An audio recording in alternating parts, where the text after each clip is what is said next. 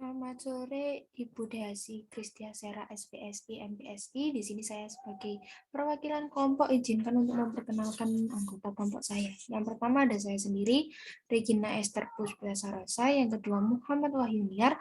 Yang ketiga Yusri Ebenhezer Saduk. Yang keempat Vitaria Indah Dwi Jayanti. Dan yang kelima Muhammad Rajabil Amin Rozi.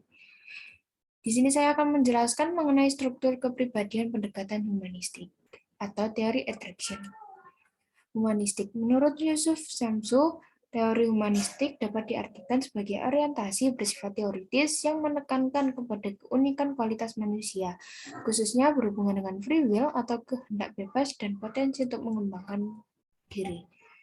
Yang berikutnya, struktur kepribadian pendekatan humanistik. Dalam struktur perbandingan sosial, di dalamnya jumlah orang yang berpartisipasi dalam sosial meningkat. Seseorang akan menurunkan motivasi bersaingnya. Selanjutnya adalah karakteristik pribadi. Perbandingan sosial antara sesama jenis dapat menghasilkan lebih banyak perilaku interpersonal negatif. Untuk mengurangi interpersonal negatif tersebut dapat dilakukan dengan cara penilaian diri sendiri. Berikutnya atraksi interpersonal. Atraksi interpersonal adalah kecenderungan seseorang untuk menilai orang lain atau simbol yang dimiliki orang lain secara positif atau negatif. Bolster juga mengatakan bahwa individu cenderung akan menyukai orang yang memberikan penghargaan dan sebaliknya cenderung tidak menyukai orang yang memberikan hukuman. Munculnya sikap terhadap orang lain dilatar belakangi oleh perasaan tertarik yang terdiri dari 3 komponen, yaitu kognitif, afektif, dan tingkah laku. Kognitif sendiri yaitu keseluruhan ide dan pemikiran mengenai seseorang atau suatu objek. Afektif yaitu merefleksikan kecenderungan untuk menilai seseorang atau sesuatu secara positif maupun negatif.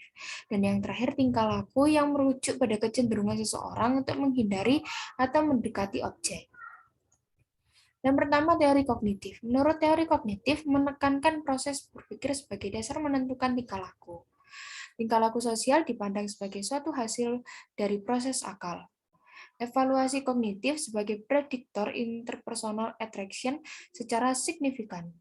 Dikatakan ada hubungan yang positif di antara kesamaan sikap dan hubungan interpersonal berdasarkan aspek kognitif dan non-kognitif. Yang kedua, teori penguatan dasar. Berdasar teori penguatan dasar, ketertarikan datang dari bagaimana ketertarikan datang untuk pertama kalinya, bahwa individu ditarik oleh hadiah dan ditolak oleh hukuman.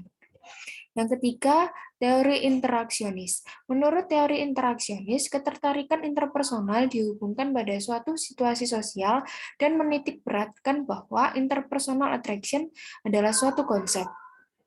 Sebagai konsep, interpersonal attraction dipengaruhi emosi.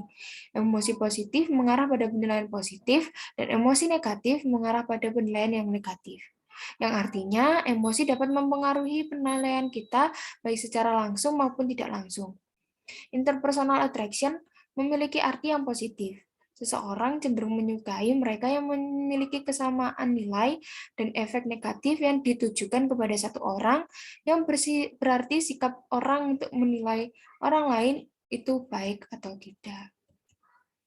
Yang keempat, teori atraksi. Bahwa teori atraksi ketika individu lebih mirip kepada orang lain, semakin besar kemungkinan dia untuk tertarik.